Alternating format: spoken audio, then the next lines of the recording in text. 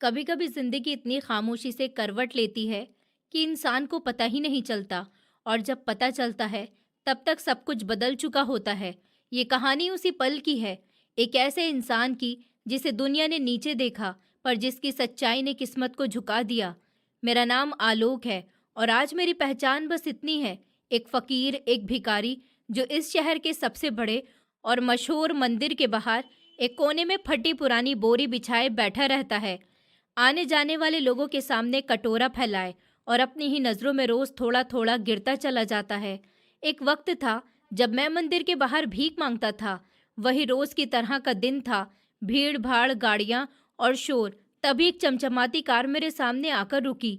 एक अमीर औरत उतर रही थी कि अचानक कुछ गिरा और मैंने देखा उसके गले का हीरे का हार जमीन पर पड़ा था। मैंने बिना सोचे उसे उठा लिया। मेरे दिल ने कहा कि बेच दे इसे आलोक, पर न जाने क्यों मेरे कदम उल्टी दिशा में भाग पड़े। मैं उस गाड़ी के पीछे दौड़ा और हार उस औरत को थमा दिया जिसका था। तब उसने मुझे ऊपर से नीचे तक देखा और फिर जो कहा वो शब्द आज भी सीने में चुभते हैं। तुमने चोरी की होगी ना, सच बताओ। पर अब मैं कुछ नहीं बोला, बस चुपचाप मुड़ा और वापस अपनी जगह आकर बैठ गया। और अगले दिन सुबह सुबह मेरी झोपड़ी के बाहर पुलिस की गाड़ी आकर रुकी। मेरी सांसें थम गईं और लगा कि अब सब खत्म हो जाएगा। लेकिन गाड़ी से जो उतरे वो वही औरत थी, उसके साथ उसका पति भी था। उसका पति मेरे पास आया और बिना कुछ कहे मुझे अपने सीने से लगा लिया। और फिर उसने जो कहा वो सुनकर मेरे रोंगटे खड़े हो गए। मेरे जिस्म के ऊपर मौजूद कपड़े, जिसको अब कपड़े कहना भी शायद इस शब्द की बेइज्जती होगी, सिर्फ चिथड़ों का एक हिस्सा है जो मेरे बदन को ढकने की नाकाम कोशिश करता है। मेरे बालों में धूल और मिट्टी आई हुई है, पर चेहरे पर झुर्रियां नहीं, बल्कि जमाने के जुल्म सितम की लकीर है, जो देखने वालों को शायद सिर्फ गंदगी ही दिखाई देती है, पर उनके पीछे छुपी हुई कहानी कोई भी नहीं पढ़ सकता। मंदिर का माहौल हमेशा की तरह है, आज भी भीड़ से भरा हुआ था। हर तरफ भक्त मंदिर में पूजा के लिए आए हुए थे, पर मैं वहां पर एक बेमतलब चीज की तरह था, क्योंकि मेरे पेट की आग इस माहौल के ऊपर हावी थी। भूख एक ऐसी हकीकत है जो इंसान से उसके खुददारी, उसके सोचने समझने की ताकत भी छीन लेती है। जब आते कुलमुला रही होती हैं तो इंसान को दुनिया की कोई भी खूबसूरती नजर ही नहीं आती। मैं सुबह सवेरे यहाँ आकर बैठ गया था। सूरज अपनी पूरी तेजी के साथ चमक रहा था और जमीन की तपिश मेरे वजूद को झुलसा रही थी। फर्श के पत्थर इतने गर्म हो गए थे कि उन पर नंगे पांव चलना भी मुश्किल हो रहा था, पर मैं अपनी जगह से हिल भी नहीं सका, क्योंकि यही वो जगह थी जहां से मुझे 2 वक्त की रोटी की उम्मीद होती थी। मेरे आसपास भी बहुत से फकीर बैठे हुए थे, जिनमें से कुछ जन्म से ही भीख मांगते थे और कुछ मेरी तरह जिंदगी के जुल्मों के सताए हुए थे। हम सबका मकसद एक ही था कि किसी तरह से सामने से गुजरने वाले अमीर लोगों के दिल में उनके लिए रहम पैदा हो जाए और वो अपनी जेब से कुछ सिक्के या फिर नोट निकालकर हमारे कटोरे में डाल दें। मैं सारा दिन सर झुकाए हुए बैठा रहता और सिर्फ उसी वक्त पर नजर उठाता जब कोई गाड़ी रुकती या फिर कोई बड़ी भीड़ आती। लोगों के व्यवहार भी अजीब थे। कोई हमें नफरत से देखता और नाक पर रुमाल रख लेता, जैसे कि हम कोई गंदगी का ढेर हों। कोई हमदर्दी से देखता लेकिन आगे बढ़ जाता, और कोई ऊपर वाले के नाम पर कुछ दे जाता, लेकिन देते वक्त उनकी आंखों में जो एहसान और घमंड होता वो मेरे दिल को छलनी कर देता था। मैं अक्सर सोचता कि क्या ये वही हाथ हैं जो कभी दूसरों को देने के लिए उठते थे, आज लेने के लिए फैले हुए हैं। मैंने अपनी जिंदगी का एक बड़ा हिस्सा पढ़ाई करने में गुजारा था। मैंने किताबों से प्यार किया और शब्दों की ताकत को पहचाना था। मैं एक टीचर था जो बच्चों को पढ़ाता था, लेकिन वक्त के जालिम पहिए ने मुझे इस जगह पर लाकर खड़ा कर दिया कि जहाँ पर मेरा काम, मेरा हुनर, मेरी काबिलियत, सब कुछ इस पेट की भूख के सामने हार गए थे। मंदिर के बाहर गाड़ियों का आना जाना जारी था। बड़ी बड़ी चमकदार गाड़ियां, जिनमें बैठे हुए लोग शायद ये भी नहीं जानते थे कि बाहर धूप की तेजी कितनी ज्यादा है। इन गाड़ियों के शीशे बंद होते और अंदर की ठंडक उनको बाहर की दुनिया की तपिश से बचाए रखती। मैं अपने सूखे हुए होठों पर जुबान चलाता और पानी की प्यास को दबाने की कोशिश करता। मेरे बराबर में बैठा हुआ एक भिखारी, जिसका नाम राजू था, वो मुझे कोहनी मार कर बोला कि आज कमाई बहुत कम हुई है, लगता है कि आज रात भर भूखा सोना पड़ेगा। मैंने उसकी बात का कोई भी जवाब नहीं दिया, क्योंकि मेरे पास शब्द ही खत्म हो गए थे। मैं बस खामोशी से मंदिर को देख रहा था और ऊपर वाले से शिकायत कर रहा था कि आखिर मेरा इम्तिहान कब तक चलेगा, ये मुश्किल वक्त कब खत्म होगा। मेरी बाकी जिंदगी इसी तरह फुटपाथ पर लोगों के धक्के खाते हुए ही गुजर जाएगी। क्या मैं कभी दोबारा से इज्जत की रोटी नहीं खा सकूंगा? इन्हीं सोच में खोया हुआ था कि अचानक से मंदिर के गेट के बिल्कुल सामने एक बहुत ही कीमती और शानदार से काले रंग की गाड़ी आकर रुकी। ये गाड़ी इतनी साफ सुथरी और चमकदार थी कि इसमें मंदिर का अक्स भी साफ नजर आ रहा था और सूरज की किरणें उससे टकराकर आंखों को चौंधिया रही थी। गाड़ी के रुकते ही आसपास बैठे हुए सारे फकीरों में एक हलचल मच गई। सबकी नजरें उस गाड़ी पर जम गई थी, क्योंकि हम जानते थे कि ऐसी गाड़ियों में आने वाले लोग अक्सर अच्छी भीख देकर जाते हैं या फिर खाना ही बांट देते हैं। राजू ने भी मुझे फिर कोहनी मारी और कहा कि तैयार हो जाओ आलोक भाई, लगता है कि कोई खाना बांटने आया है। शायद आज हमारा पेट भर जाएगा। मैंने बेदिली से अपना कटोरा सीधा किया और गाड़ी की तरफ देखने लगा। गाड़ी का ड्राइवर तेजी से बाहर निकला और उसने बहुत रिस्पेक्ट से पिछला दरवाजा खोला। गाड़ी के अंदर से एक अमीर कबीर औरत बहुत ही कीमती कपड़े पहने हुए थी और उसके जेवर धूप में चमक रहे थे और उसका अंदाज बता रहा था कि वो किसी बहुत ही बड़े घराने से ताल्लुक रखती है। वो औरत बहुत जल्दी में लग रही थी और उसके चेहरे पर एक अजीब सा गुरूर दिख रहा था। अपने दुपट्टे को संभालती हुई वो मंदिर की तरफ बढ़ने लगी। उनके पीछे पीछे उनका नौकर भी चल पड़ा था, जिसके हाथों में फूलों की टोकरी और मिठाई के डिब्बे भी थे। वो शायद कोई बड़ी प्रार्थना के लिए आई थी। फकीरों ने आवाज लगाना शुरू कर दी कि ऊपर वाले के नाम पर कुछ दे दीजिए, वो आपको खुश और आबाद रखे। लेकिन उस औरत ने किसी की तरफ भी ध्यान नहीं दिया। वो सीधे चलती गई, जैसे कि हम उनके लिए वजूद ही नहीं हो। मैं भी खामोश बैठा रहा, क्योंकि मैं जानता था कि ऐसे लोग अगर देने पर आए तो खुद देते हैं, मांगने से उनका व्यवहार और ज्यादा बिगड़ जाता है। वो औरत जब मेरे बिल्कुल करीब से गुजरी तो उसकी कीमती परफ्यूम की खुशबू ने मेरे वजूद को छुआ। ये खुशबू मुझे मेरे गुजरे हुए वक्त में ले गई थी, जब मैं भी ऐसे ही माहौल में रहा करता था। पर मैंने फौरन से अपने ख्यालों को झटक दिया, क्योंकि गुजरे हुए वक्त को याद करना सिर्फ तकलीफ देता है। हवा बहुत तेजी से चल रही थी और शायद उस औरत का ध्यान भी कहीं और ही था। अचानक से उसके गले में मौजूद एक भारी और कीमती हीरो का हार उसके कपड़ों में उलझा। ये शायद उसका लॉक ढीला था। एक हल्की सी झंकार हुई, जो शायद उस शोर में किसी और को सुनाई नहीं दी, पर मेरे कान जो खामोशी सुनने के आदी थे, उन्होंने उस आवाज को पकड़ लिया था। मैंने देखा कि वो हार उसकी गर्दन से फिसलकर जमीन पर गिर गया। ये सब कुछ इतना अचानक से हुआ कि खुद उस औरत को भी पता नहीं चला और ना ही उस नौकर ने देखा। और वो लोग आगे बढ़ते गए, फिर भीड़ में कहीं खो गए। वो हार गिरते ही मेरी नजर उसके ऊपर जम गई। वो कोई मामूली सा हार नहीं था, बल्कि हीरे का एक जेवर था, जो दोपहर की धूप में उस गंदगी और मिट्टी के बीच ऐसे चमक रहा था कि जैसे कोयले की खान में हीरा चमकता है। मेरा दिल जोर जोर से धड़कने लगा। मेरे आसपास बैठे हुए फकीरों का ध्यान गाड़ी और लोगों की तरफ ही था। किसी ने जमीन पर पड़ी हुई उस कीमती चीज को नहीं देखा था। एक पल के लिए तो मैं हैरान रह गया। मेरा दिमाग काम करना ही छोड़ गया था कि ये क्या हुआ है। फिर एक अनजानी सी ताकत ने मुझे झंझोड़ कर रख दिया।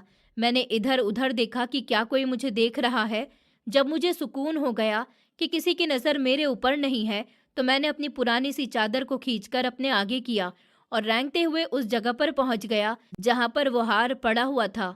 मैंने फुर्ती से अपना कांपता हुआ हाथ आगे बढ़ाया और उस हार को मुट्ठी में कस के दबा लिया। उस हार की ठंडक मेरे हाथ में अजीब सा एहसास पैदा कर रही थी। मैंने फौरन से अपनी कोटी के अंदर की जेब में छुपा लिया और वापस अपनी जगह पर आकर बैठ गया। मेरा दिल इतनी जोर जोर से धड़क रहा था कि मुझे डर था कहीं उसकी आवाज़ साथ बैठे हुए राजू को नहीं सुनाई दी जाए।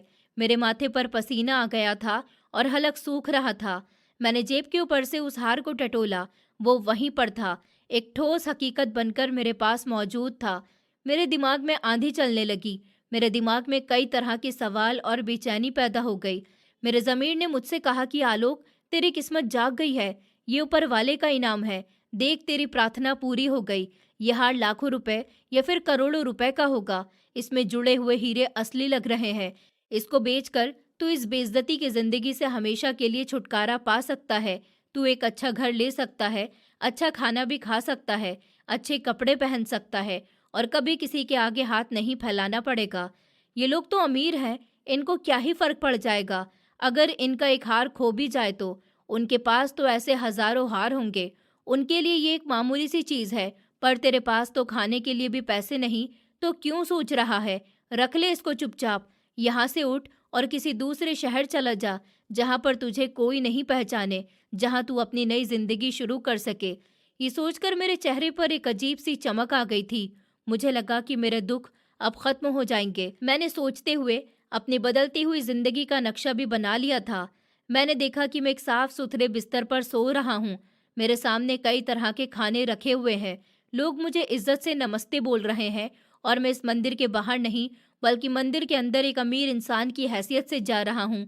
ये ख्याल इतना ज्यादा अच्छा था कि मैंने अपनी जेब पर हाथ रखकर उसको और ज्यादा मजबूती से दबा लिया, जैसे मैं अपनी किस्मत को मुट्ठी में कैद कर रहा हूँ।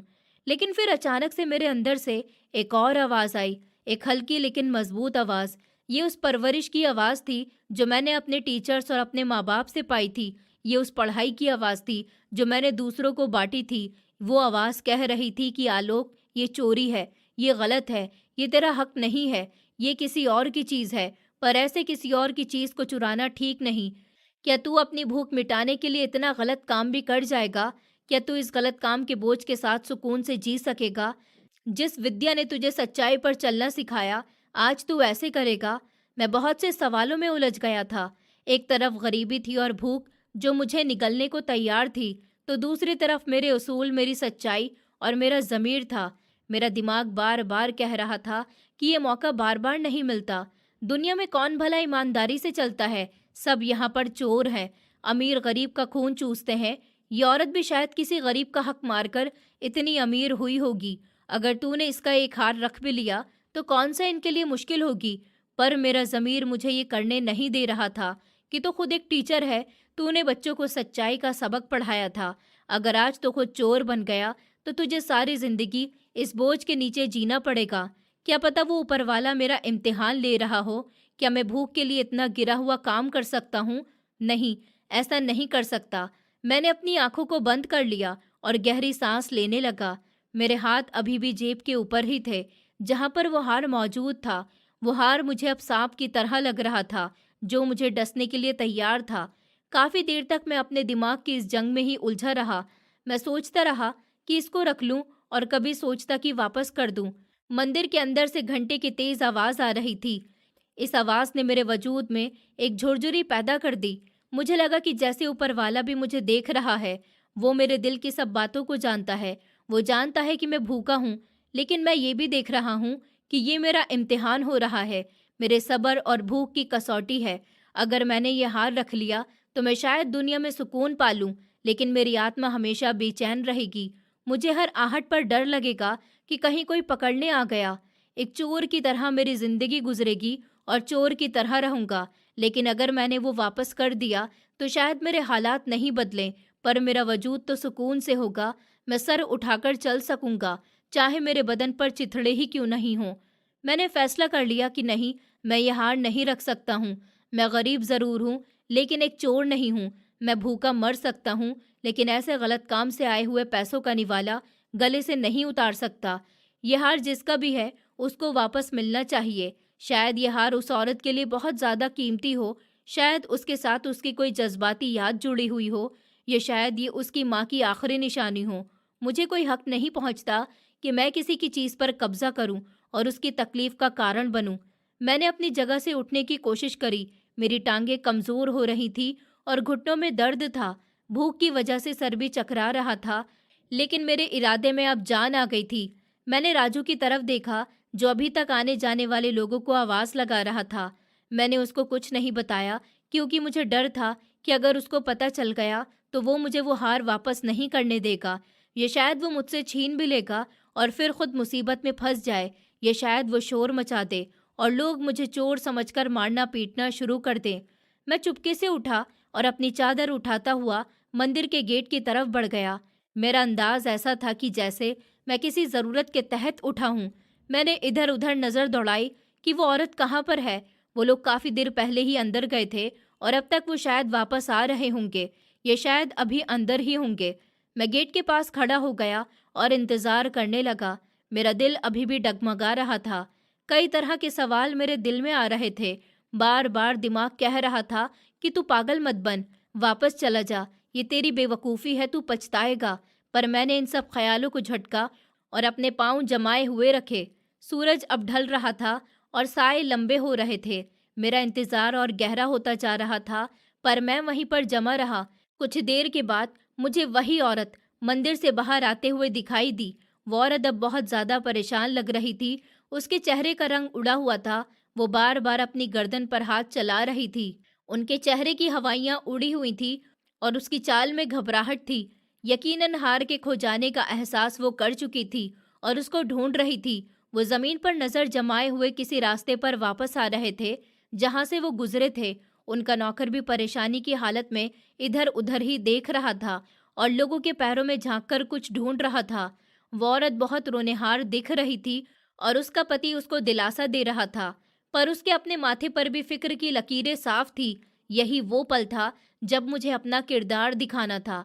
मैं वहां से बाहर निकला और उनकी तरफ बढ़ने लगा। मेरे कदमों में कपकपाहट थी, लेकिन मेरा सर ऊंचा था।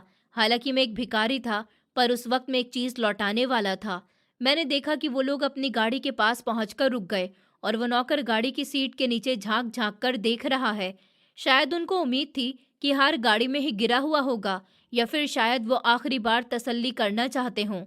मैंने हिम्मत जमा करी और तेज कदमों से चलता हुआ उनके पास पहुंच गया। मेरी हालत बहुत खराब थी। कपड़े मेले कुचेले गंदे से थे और बदन से पसीने की बदबू आ रही थी। मैं जानता था कि वो मुझे करीब नहीं आने देंगे। मैं जानता था कि उनके पास एक अछूत इंसान हूँ, लेकिन मुझे ये काम करना ही था। जैसे ही मैं उनके पास गया तो उस नौकर ने मुझे देख लिया। उसने मुझे देखते ही तेवर चढ़ा लिए और नफरत से हाथ हिलाकर बोला कि चलो जाओ यहाँ से, पीछे हटो, अभी हमारे पास कुछ नहीं है, दिमाग मत खाओ। पर मैं रुका नहीं, बल्कि मैंने अपने कदमों को और ज्यादा तेज कर लिया और उसके पास जाकर तेज आवाज में कहा कि मैडम रुकिए, मेरी बात सुन लीजिए। वो औरत मेरी तरफ मुड़ गई। उस औरत की आंखों में गुस्सा और परेशानी थी। उसने मुझे ऊपर से नीचे तक घूर के देखा और झुंझलाकर कहा कि क्या है, क्यों पीछे पड़े हुए हो? तुम्हें कहा ना कि जाओ यहाँ से, हमारे पास खुले पैसे नहीं है। मैंने एक पल को गहरा सांस लिया और उनकी आंखों में आंखें डालकर कहा कि मैडम, मैं भीख मांगने नहीं आया हूँ, मैं बस ये पूछना चाहता हूँ कि आपकी कोई कीमती चीज खो गई है। ये सुनकर वो चौंक गई कि जैसे उनको करंट लग गया हो, और आगे बढ़कर पूछा कि तुम्हें कैसे पता, और क्या मिला है तुम्हें, तुमने कुछ देखा है क्या?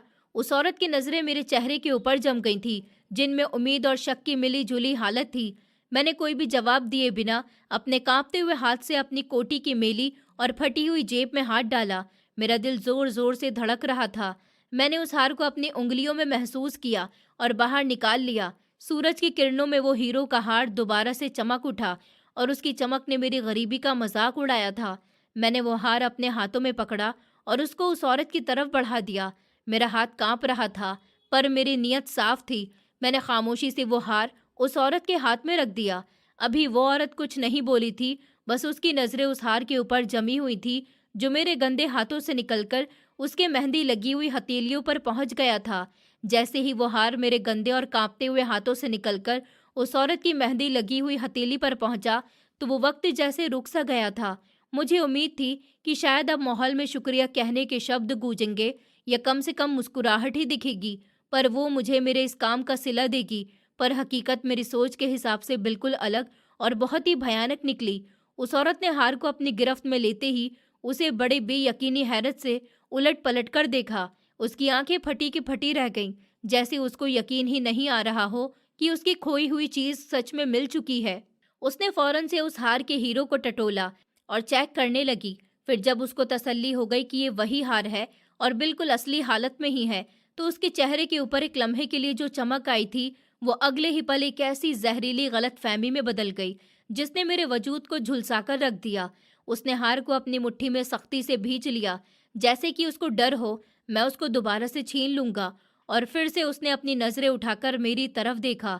उन नजरों में शुक्रगुजारी नहीं, बल्कि एक ऐसा गुस्सा और नफरत थी जिसका सामना मैंने अपनी पूरी जिंदगी में नहीं किया था।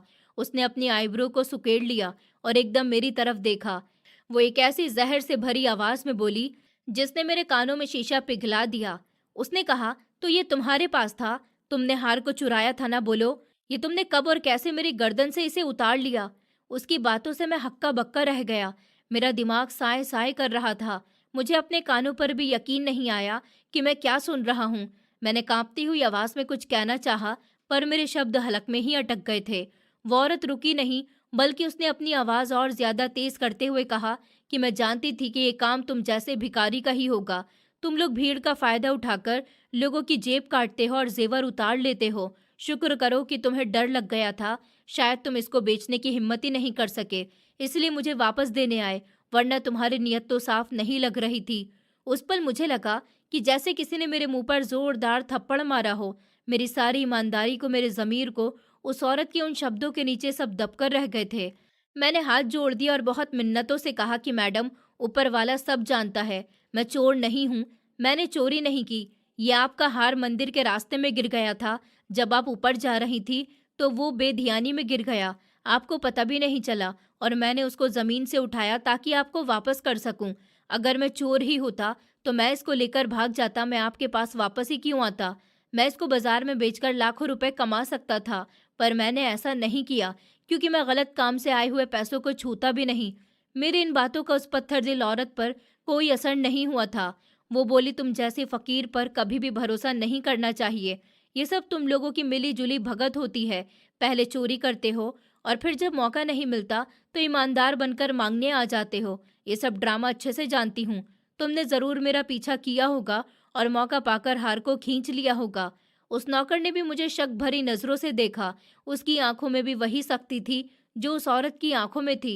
उसने सख्त लहजे में पूछा कि सच सच बताओ, तुमने ये कहाँ पर छुपाया हुआ था और अब वापस क्यों लाए हो? क्या इनाम चाहिए तुम्हें, या पुलिस के डर से लाए हो? फिर मैंने तड़प कर कहा कि ऐसा कुछ भी नहीं है, मुझे कुछ नहीं चाहिए, मैं तो सिर्फ अपनी सच्चाई के साथ चल रहा हूँ और आपकी चीज़ आपको लौटाने आया हूँ। ये चीज़ जिस हकदार की है उस तक ही पहुँच जाए, मेरा तो यही काम है। मुझे चोर मत समझिए, मैं गरीब ज़रूर हूँ लेकिन बगैरत नहीं हूँ। फिर वो दोनों मेरी कोई भी बात सुनने को तैयार ही नहीं थे। उनके हिसाब से मैं एक मुजरिम था जिसने पहले जुर्म किया और फिर पकड़ जाने के डर से माफ़ी मांगनी चाहिए। उस औरत ने नफरत से अपना मुंह फेर लिया और अपने कीमती पर्स की जिप को खोला। उसने उसमें से 100 रुपए का एक कड़कड़ाता हुआ नोट निकाला, उसको अपनी उंगली में मसलकर मेरी तरफ ऐसे फेंका कि जैसे किसी आवारा कुत्ते के आगे हड्डी फेंकी जाती है, और बहुत ही अजीब लहजे में बोली, ये लो अपनी ईमानदारी की कीमत और यहाँ से दफा हो जाओ। अपनी मनहूस शक्ल अब दोबारा मत दिखाना। आगे से मेरे आसपास भी नजर आए तो टांगे तोड़ दूंगी और पुलिस को बुलाकर तुम्हें जेल में भिजवा दूंगी। बड़े आए ईमानदार बनने, चोरी करके अब एहसान जताने आ गए। भाग जाओ यहाँ से, वरना शोर मचा दूंगी। वो नोट हवा में लहराता हुआ मेरे कदमों में गीली मिट्टी के ऊपर गिर गया था। मैंने उस नोट को देखा और फिर उस औरत के घमंड भरे चेहरे को देखा। मेरे अंदर का इंसान जो भूख से निढाल था अब बेइज्जती से मरने लगा। मेरा दिल चाहा कि मैं चीख कर आसमान सर पर उठा लूं और कहूं कि यह मतलबी लोगों, यह हार करोड़ों रुपए का है और तुम मुझे 100 रुपए देकर मेरी बेइज्जती कर रहे हो। मैंने करोड़ों की चीज वापस करी है सिर्फ ऊपर वाले के डर से, और तुमने मुझ पर चोरी का ठप्पा लगा दिया। क्या मेरी ईमानदारी की कीमत सिर्फ ये 100 रुपए का नोट है? क्या मेरे जमीर का सौदा इतना सस्ता है? लेकिन मैं खामोश रहा। मेरे होठ सूख गए थे और आंखों में आंसुओं का सैलाब आ गया जो मैंने बड़ी मुश्किल से रोका हुआ था। मैंने जमीन पर पड़े हुए उस नोट को नहीं उठाया, मैंने उसको वहीं मिट्टी में ही पड़े रहने दिया, क्योंकि वो नोट मेरी नज़र में कागज़ के टुकड़े से भी ज़्यादा बेमतलब था। मैंने अपनी फटी पुरानी चादर को कंधे पर ठीक किया, गहरी और दुख भरी नज़रों से उन दोनों को देखा। मेरी आंखों में गुस्सा नहीं, बल्कि एक ऐसा सवाल था जिसका जवाब शायद उनके पास नहीं था, कि आखिर गरीब का सच भी झूठ क्यों लगता है। अब मैंने कुछ भी नहीं कहा, एक शब्द भी नहीं बोला, बस मुड़ गया और अपने भारी कदमों के साथ वापस अपनी जगह की तरफ चल पड़ा। मेरे पीछे उस औरत की बड़बड़ाने की आवाज़ आ रही थी कि देखो इसकी अकड़ तो देखो, पैसे भी नहीं उठाए, ज़रूर कोई बड़ा हाथ मारने के चक्कर में था। ये बातें किसी जहर की तरह मेरे अंदर घुल रही थी। मैं लड़खड़ाते हुए कदमों से चलता हुआ वापस मंदिर के उस कोने में पहुंच गया जहां पर मेरी बोरी बिछी हुई थी। राजू और दूसरे फकीर भी मुझे नफरत से देख रहे थे। शायद उन्होंने मुझे उस औरत से बात करते हुए देख लिया था। राजू ने फौरन से पूछा कि क्या हुआ आलोक, क्या मिला है तुम्हें? वो औरत कौन थी? और मैंने राजू की तरफ देखा तो मुझे उसकी शक्ल धुंधली सी दिखाई दी, क्योंकि मेरी आंखों में आंसू तैर रहे थे। मैंने ना में सर को हिलाया और बिना कुछ भी बोले अपनी बोरी पर बैठ गया। मैंने अपने घुटनों में सर दे दिया था और अपनी सिसकियों को रोकने की नाकाम कोशिश करने लगा। राजू समझ गया कि जरूर कुछ बुरा हुआ है। उसने मेरे कंधे पर हाथ रख लिए, लेकिन मैंने झटक दिया। मुझे उस वक्त किसी की हमदर्दी नहीं चाहिए थी, मुझे बस अकेलापन चाहिए था, ताकि मैं अपने जख्मों को सहला सकूं। शाम के साए गहरे होने लगे और सूरज डूबने लगा। मंदिर की रोशनी भी जल उठी और लोगों की भीड़ कम होने लगी, लेकिन मेरे अंदर का अंधेरा गहरा ही होता जा रहा था। मुझे भूख भी बहुत लगी हुई थी और प्यास का भी होश नहीं रहा था। मुझे सिर्फ और सिर्फ अपनी वो बेइज्जती याद थी जो उस हीरो के हार के बदले मुझे मिली थी। मैं सोच रहा था कि क्या ईमानदारी का यही एक सिला होता है? क्या इसी दिन के लिए मैंने अपने दिमाग में चल रही उस बात को दबा दिया था कि हार मैं रख लूं? मैं अगर ये बेच दूंगा तो बहुत अमीर हो जाऊंगा, अच्छा खाना खाने को मिलेगा, अपना घर होगा और मेरी हैसियत बदल जाएगी। लेकिन ऐसा ना करने पर क्या हुआ? मुझे बेइज्जती मिली। अगर सच में मैं हार रख लेता तो आज मैं कितना अमीर होता, एक अच्छे से होटल में बैठा हुआ खाना खा रहा होता। लेकिन फिर मैंने इन सब बातों को झटका। आलोक ने जो भी किया ठीक किया। मेरा मामला इन लोगों के साथ नहीं बल्कि ऊपर वाले के साथ है। ये लोग तो बेकदर हो सकते हैं पर ऊपर वाला बहुत कदर करने वाला है। इंसान की फितरत है कि दिल दुखाता है और मेरा दिल उस वक्त किरची किरची हो रहा था। रात गहरी हो गई, सब फकीरों ने अपनी जगह संभाली और सोने की तैयारी करने लगे। मैं भी वहीं फुटपाथ पर लेटा हुआ आसमान को देख रहा था। सितारों की छाव में मुझे अपना आने वाला कल अंधेरे में ही नजर आ रहा था। मुझे एक अनजाना सा डर था कि कहीं वो औरत सच में पुलिस को नहीं बुला ले, कहीं वो मुझ पर चोरी की एफआईआर नहीं कटवा दे। अमीरों का क्या भरोसा, वो अपनी ईगो के लिए गरीब को किसी भी हद तक गिरा सकते हैं। और पुलिस का नाम सोचकर मेरे रोंगटे खड़े हो गए थे। मैंने अपनी जिंदगी में कभी थाने कचहरी का मुंह भी नहीं देखा था। मैं एक शरीफ इंसान था। अगर मुझे जेल जाना पड़ा तो मैं जी नहीं पाऊंगा। ये डर मुझे उस रात सोने नहीं दे रहा था। बिल्कुल नहीं, ऐसा नहीं होना चाहिए। हर गुजरती हुई गाड़ी की आवाज मेरे दिल को दहला रही थी कि कहीं ये पुलिस की गाड़ी तो नहीं है। मैंने सोचा कि मैं यहाँ से भाग जाऊं, किसी और शहर चला जाता हूँ। लेकिन फिर ख्याल आया कि अगर मैं भाग गया तो ये साबित हो जाएगा कि मैं सच में चोर हूँ, और फिर ऊपर वाला तो जानता है कि मैं बेकसूर हूँ, तो मैं क्यों डरूं? मैंने अपने दिल को तसल्ली देनी चाहिए, लेकिन नींद मेरी आंखों से बहुत दूर थी। वो रात मेरी जिंदगी के सबसे तकलीफदेह रात थी। रात की ठंडक बढ़ गई थी और मैं अपनी पतली सी चादर में लेटा हुआ ठिठर रहा था। मेरे जिस्म की ठंड से ज्यादा आत्मा की ठंड मुझे मार रही थी। मैं बार बार करवटें बदल रहा था। कभी मुझे उस औरत का चेहरा नजर आता तो कभी वो बेरुखी और कभी वो 100 रुपए का नोट जो मैंने वही मिट्टी में ही छोड़ दिया था, उसे उठाया नहीं था। भला इतनी बेइज्जती के बाद मैं वो कैसे उठा लेता? एक तो मैंने उस औरत की मदद करनी चाहिए थी। जब भी उसने मेरे साथ ऐसा व्यवहार किया उस वक्त मुझे अपनी बेबसी पर बहुत ज्यादा रोना आने लगा कि ऊपर वाले, तूने मुझे किस इम्तिहान में डाल दिया? मैंने तो भलाई करी थी ना। क्या भलाई का बदला ऐसा होता है? उस रात का पिछला पहर शुरू हो गया था। मंदिर के अंदर घंटे की आवाज आई। उस आवाज ने मुझे थोड़ा सा सुकून दिया। मैं उठकर बैठ गया और मैंने ऊपर वाले से मिन्नतें करी। ए ऊपर वाले, मेरी लाज रख लेना, मुझे बेइज्जत नहीं होना है। मैंने तो तेरे डर से ही उस हार को चोरी नहीं किया। कोई मुझे नहीं देख रहा था, पर मैं जानता हूँ तू हर पल सबको देखता है और तूने तो मेरी बेकसूरी को देखा है ना। अब तू मुझे दुनिया के सामने बेइज्जत मत होने देना। मैं उस लम्हे प्रार्थना मांग कर सुकून से हो गया था और वहीं पर बैठा रहा। सुबह होने लगी और परिंदों की चहचहाहट शुरू हो गई। सड़कों पर ट्रैफिक का शोर दोबारा से जाग उठा था। मैंने फैसला कर लिया कि अब मैं इस जगह पर नहीं बैठूंगा, क्योंकि अगर वो औरत दोबारा से आई या उसने पुलिस भेजी तो मेरे लिए परेशानी हो सकती है। मैंने अपना थोड़ा बहुत सामान समेटा, जो कि सिर्फ एक पानी की बोतल और बोरी ही थी। मैं अभी उठने वाला था कि मेरे कानों में एक ऐसी आवाज गूंजी जिसने मेरा खून को जमा दिया। ये सायरन की आवाज थी, पुलिस के गाड़ी के सायरन की खौफनाक और तेज आवाज जो तेजी से करीब आ रही थी। मेरा दिल जोर जोर से धड़कने लगा और हलक में कांटे चुभने लगे। क्या मेरा डर सच साबित होने वाला है? क्या वो सच में पुलिस लेकर आ गई है? मैंने राजू की तरफ देखा, वो भी घबरा गया था। आसपास बैठे हुए दूसरे फकीर भी घबराए, क्योंकि पुलिस का नाम सुनकर सबके होश उड़ जाते हैं। सायरन की आवाज अब बहुत ही करीब आ गई थी और फिर मैंने देखा कि 2-3 पुलिस की गाड़ी तेज रफ्तार से आई और मंदिर के बिल्कुल सामने आकर रुक गई, जहां मैं बैठा हुआ गाड़ियों की नीली और पीली बत्ती को घूमता हुआ देख रहा था। उनकी खौफनाक मौजूदगी ने माहौल को बहुत ज्यादा भारी बना दिया। फिर फकीर लोगों ने अपना सामान उठाया और इधर उधर भागने लगे। राजू ने भी मेरा हाथ खींचने की कोशिश की और कहा कि भागो आलोक, पुलिस आ गई है। अगर पकड़ लेगी तो क्या होगा? पर मेरे पाँव ज़मीन में जम गए, मैं हिल भी नहीं सका। मुझे लगा कि अब भागने का कोई फ़ायदा नहीं है। अगर मैं भाग भी गया तो वो गोली मार देंगे या चोर समझकर और ज़्यादा मारेंगे। मैं वहीं पत्थर की मूरत बना हुआ खड़ा रहा। पुलिस की गाड़ियों के दरवाजे खुले और उनमें से एक वर्दी पहने हुए इंस्पेक्टर तेजी से बाहर निकला।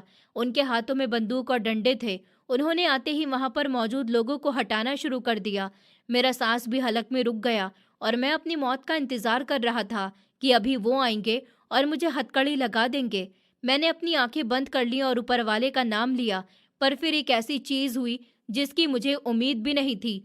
पुलिस वालों ने मुझे नहीं पकड़ा, बल्कि वो एक तरफ लाइन बनाकर खड़े हो गए और बीच वाली बड़ी और शानदार सी गाड़ी का दरवाजा खोलने के लिए आगे बढ़े। ये वही गाड़ी थी जो पुलिस की गाड़ी के बीच आई थी और मैंने डर की वजह से उस पर गौर नहीं किया। ये कोई पुलिस की गाड़ी नहीं थी, बल्कि एक बहुत ही महंगी गाड़ी थी जिसके शीशे काले थे। और एक इंस्पेक्टर ने आगे बढ़कर उस गाड़ी का पिछला दरवाजा खोल लिया और फिर उसमें से वही औरत बाहर निकली जिसको मैंने वो हार वापस किया था। उस औरत ने आज भी कीमती कपड़े पहन रखे थे, लेकिन उसके चेहरे पर हवाइयां उड़ी हुई थी और वो रोती हुई लग रही थी। उसकी आंखों में सूजन थी, जैसे वो सारी रात रोती रही हो। आज उसका पति भी उसके साथ था। वो भी बहुत संजीदा और परेशान लग रहा था। उसने फिरोजी रंग का कोट पैंट पहन रखा था और आंखों में काला चश्मा था। वो दोनों गाड़ी से उतरकर सीधा मेरी तरफ देखने लगे। मैंने जब उनको देखा तो मेरी टांगें कांपने लगी। मुझे यकीन हो गया कि ये मुझे गिरफ्तार करवाने के लिए ही आए हैं। उन्होंने पुलिस को इसीलिए बुलाया है ताकि मुझे सबक सिखा सके। मैंने डरते डरते कदम पीछे हटा लिए और दीवार से लग गया। मेरे होठों से एकदम से निकला कि ऐ ऊपर वाले, मेरा कोई कसूर नहीं है, मुझे बचा लेना। वो दोनों धीरे धीरे चलते हुए मेरी तरफ बढ़ने लगे। पुलिस वाले उनके रास्ते से हट गए और बाकी फकीर भी तमाशा देखने लगे। सबको लग रहा था कि आज इस फकीर की खैर नहीं है। मैंने अपनी आंखें झुका ली, तब वो मंजर दोबारा से याद आ गया जब उस औरत ने मुझ पर वो 100 रुपए का नोट फेंका था। वो मेरे बिल्कुल पास आकर रुक गई। मैं उनके जूतों को देख रहा था और मेरे दिल की धड़कनें हथौड़े की तरह मेरे सीने पर बरस रही थी। माहौल में एक भारी सी खामोशी छा गई। कोई कुछ भी नहीं बोल रहा था, न पुलिस वाले, न वो औरत और न ही मैं। बस सड़क पर चलने वाली गाड़ी का शोर था जो उस ड्रामे जैसे मंजर का अक्स था। मैं इंतजार में था कि अभी इंस्पेक्टर आगे बढ़ेगा और मुझे गिरेबान से पकड़कर गाड़ी में डाल देगा, या फिर ये औरत दोबारा से मुझ पर चिल्लाएगी और कहेगी कि यही है वो चोर जिसने मेरा हार चुराया था। लेकिन ऐसा कुछ भी नहीं हुआ। वो खामोश खड़े हुए थे और उनकी खामोशी मेरे डर को और ज्यादा बढ़ा रही थी। ये पल सदियों की तरह लग रहा था। मैं सोच रहा था कि क्या मैं हाथ जोड़कर माफी मांग लूं, पर किस बात की माफी? भलाई करने की या फिर सच बोलने की? नहीं, मैं माफी नहीं मांगूंगा। मैंने फैसला किया, जो भी होगा देखा जाएगा। मैंने धीरे से सर उठा लिया और उनकी तरफ देखा। उनकी नजर मेरे चेहरे पर ही जमी हुई थी। औरत की आंखों में आंसू थे और उनके पति के चेहरे पर एक अजीब सी हालत जो गुस्से की नहीं बल्कि शर्मिंदगी या फिर शायद किसी और जज्बे की थी। लेकिन अभी उन्होंने जुबान से एक शब्द भी नहीं कहा था। वो बस मुझे देख रहे थे, जैसे किसी खोई हुई चीज को पहचानने की कोशिश कर रहे हों। मैं डर और हैरत के समुद्र में डूबा हुआ था और अगले कदम का इंतजार कर रहा था। डर की उस घड़ी में जब मुझे यकीन हो गया कि अब मेरे हाथों में हथकड़ियां लगने ही वाली हैं और मुझे चोरी का इल्जाम जेल की सलाखों के पीछे धकेल देगा। पर जब ही वहां पर एक ऐसा चमत्कार हुआ जिसने न सिर्फ वहां पर मौजूद सब लोगों को बल्कि खुद मुझे भी हैरत के समुद्र में डुबो दिया। वो आदमी जो कीमती कपड़ों को पहने हुए था और जिसको मैं उस औरत का पति और अपनी बर्बादी का कारण समझ रहा था, वो धीरे धीरे चलता हुआ मेरे बिल्कुल पास आ गया। उसकी आंखों में आंसू तैर रहे थे और चेहरे पर जज्बात का एक गहरा सुकून आ गया। मैं दीवार से लगा हुआ खड़ा था और अपनी फटी पुरानी चादर को सीने से लगाए अपनी इज्जत बचाने की नाकाम कोशिश कर रहा था कि अचानक से वो आदमी मेरे सामने झुक गया और उसने मेरे मैले कपड़ों और मिट्टी से भरे हुए पांव पकड़ लिए और वहीं सड़क के बीच में मेरे कदमों में बैठकर रोने लगा। ये मंजर इतना नाकाबिले उम्मीद था कि इसने मुझे हिलाकर रख दिया। वहां पर मौजूद पुलिस वाले जो डंडे लहराते हुए आए थे, वो भी अपनी जगह पर जमे हुए थे। वो औरत जो बिल्कुल मुझे कल तक नफरत से देख रही थी, अब वो भी अपना मुंह दोनों हाथों में छुपाकर सिसक सिसक कर रो रही थी। मैं बिल्कुल हक्का बक्का सा रह गया और समझ नहीं पा रहा था कि ये क्या हो रहा है। मैंने घबराकर अपने पांव पीछे खींचने की कोशिश करी और कांपती हुई आवाज में कहा कि साहब, ये आप क्या कर रहे हैं? मैं एक फ़कीर हूँ, मेरे पाँव छोड़िए, मुझे ऐसे मत पकड़ें। मैंने तो बस आपका हार वापस करा था, पर वो इंसान मेरे पाँव छोड़ने को तैयार ही नहीं था। वो बार-बार मेरे पाँव को अपनी आँखों से लगा रहा था और उसके गर्म आँसू मेरे पैरों पर गिर रहे थे। उसने रोते हुए सर को उठाया और मेरी आँखों में आँखें डालकर एक ऐसी बात कही, जिसने मेरे दिमाग में धमाका कर दिया था। उसने टूटे हुए लहज़े में कहा कि आलोक सर, आपने मुझे नहीं पहचाना। मैं आपका प्रतीक हूँ, वो प्रतीक अनाथ बच्चा जिसकी फीस आपने अपनी पत्नी के जेवर बेच कर दी थी। मैं वही प्रतीक हूँ जिसको आपने पढ़ा लिखा कर इंसान बनाया था। सर, आप यहाँ पर इस हाल में कैसे? ये शब्द मेरे कानों से टकराए तो मेरे दिमाग पर पड़ी हुई धुंध छटने लगी। प्रतीक? मैंने गौर से उसके चेहरे को देखा। उसकी जवानी और दौलत के निखार के बावजूद मुझे उसकी आंखों में उस अनाथ बच्चे की झलक नजर आ गई थी, जो 20 साल पहले मेरी क्लास में सबसे पीछे बैठा करता था और जिसके पास किताबें खरीदने के लिए भी पैसे नहीं होते थे। हाँ, ये वही प्रतीक था जो पढ़ने में बहुत ज्यादा होशियार था, लेकिन गरीबी ने उसको जकड़ रखा था। मुझे याद आ गया कि किस तरह से मैं और मेरी स्वर्गीय पत्नी ने फैसला किया था कि हम इस बच्चे का फ्यूचर ब्राइट करेंगे, और हमने अपनी जमा पूंजी लगाकर उसको इंजीनियरिंग कॉलेज में एडमिशन दिलवाया था। और फिर हालात ने पलटा खा लिया। मेरी पत्नी बीमार होकर मर गई, मेरा सब कुछ बिक गया और मैं डिप्रेशन का शिकार होकर सब कुछ छोड़ छाड़ कर यहाँ पर मंदिर पर आ गया। और प्रतीक शायद शहर छोड़ गया था और आज वो मेरे कदमों में बैठा हुआ रो रहा था। मेरी आंखों से एकदम आंसू जारी हो गए। मैंने झुककर उसको कंधों से पकड़ा और उठाया। मैंने कहा कि प्रतीक, मेरे बच्चे तुम हो, तुम यहाँ पर कैसे? प्रतीक ने मुझे गले से लगा लिया। उसके कीमती कपड़े मेरे गंदे कपड़ों से रगड़ खा रहे थे, लेकिन उसको कोई परवाह नहीं थी। वो मुझसे ऐसे मिल रहा था कि जैसे कोई बिछड़ा हुआ बेटा अपने बाप से मिलता है। उसने रोते हुए कहा कि सर, मैंने आपको कहाँ कहाँ पर नहीं ढूंढा। जब मैं पढ़ लिख कर बड़ा आदमी बन गया और बाहर कंट्री से वापस आया तो सबसे पहले आपके घर पर गया था, लेकिन वहां जाकर पता चला कि आंटी की डेथ हो गई और आप कहीं चले गए। मैंने हर जगह आपको तलाश किया, लेकिन आप नहीं मिले। और कल जब मेरी पत्नी ने घर आकर बताया कि वो मंदिर के बाहर एक फकीर ने उसको हार वापस किया, और जब उसने आपका हुलिया मुझे बताया और आपके माथे पर मौजूद उस पुराने से जख्म के निशान का जिक्र किया जो आपको स्कूल में बच्चों को बचाते हुए लग गया था, तो मेरा माथा ठनक गया। मैंने फौरन से मंदिर के पुजारी से बात करनी चाहिए और यहाँ सीसीटीवी फुटेज भी मंगवाया। जब मैंने वीडियो में आपको ध्यान से देखा तो मैं तड़प उठा कि ये तो मेरे ही टीचर हैं, मेरे बाप हैं, और मेरी पत्नी ने आपके साथ बदतमीजी की। सर, मुझे माफ़ कर दीजिए, हम बहुत ही शर्मिंदा हैं। ये कहकर उसने अपनी पत्नी को इशारा किया था। वो औरत जो कल तक कितनी बदतमीजी कर रही थी और घमंड की मूरत बनी हुई थी, अब सर झुकाए हुए मेरे सामने खड़ी हुई थी। वो आगे बढ़ी और हाथ जोड़कर बोली कि सर, मुझे माफ़ कर दीजिए, मैं अंधी हो गई थी। मैंने आपके कपड़ों को देखा, आपके किरदार को नहीं देखा। मैंने उसके हाथों को धुतकार दिया जिसने मेरे पति की जिंदगी संवारी थी। वो 100 रुपए का नोट जो मैंने आप पर फेंका था, वो मेरी जिंदगी की सबसे बड़ी गलती थी। आप चाहें तो मुझे जो भी सजा दे सकते हैं, मैं इसकी हकदार हूँ। मैंने एक पल के लिए उस औरत को देखा और फिर प्रतीक को देखा। मेरे दिल में उनके लिए कोई मेल नहीं था। मैंने प्यार से कहा कि बेटी, इंसान गलती का पुतला है। तुमने वही किया जो इस सोसाइटी के अमीर लोग करते हैं। तुमने कपड़े देखे, इंसान नहीं देखा। लेकिन ऊपर वाले का शुक्र करो कि उसने तुम्हें सच्चाई दिखा दी। मैंने तुम्हें माफ़ किया क्योंकि मैं प्रतीक की आंखों में शर्मिंदगी नहीं देख सकता हूँ। प्रतीक ने पुलिस वालों की तरफ देखा और कहा कि इंस्पेक्टर साहब, ये कोई चोर नहीं है, ये मेरे टीचर हैं। ये वो इंसान है, अगर ये नहीं होते तो मैं आज इस जगह पर नहीं होता, बल्कि शायद मैं भी किसी सड़क पर धक्के खा रहा होता। इनको सैल्यूट करो। सब पुलिस वालों ने रिस्पेक्ट से मेरी तरफ सैल्यूट किया। ये वो पल था जब मेरी खोई हुई इज्जत मुझे वापस मिल गई थी।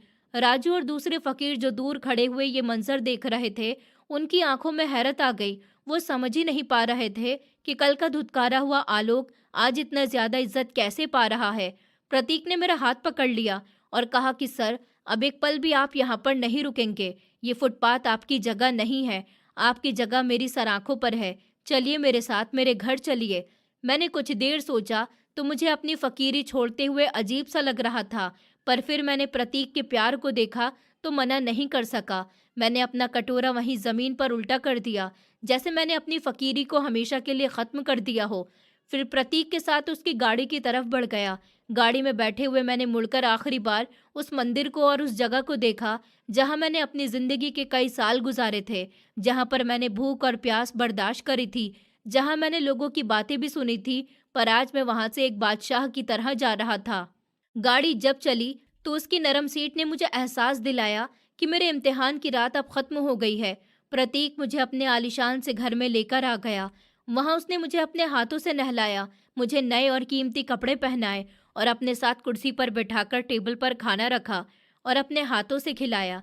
उसकी पत्नी सारा वक्त मेरा ख्याल रखती। उसकी आंखों में शर्मिंदगी के आंसू सूख नहीं रहे थे।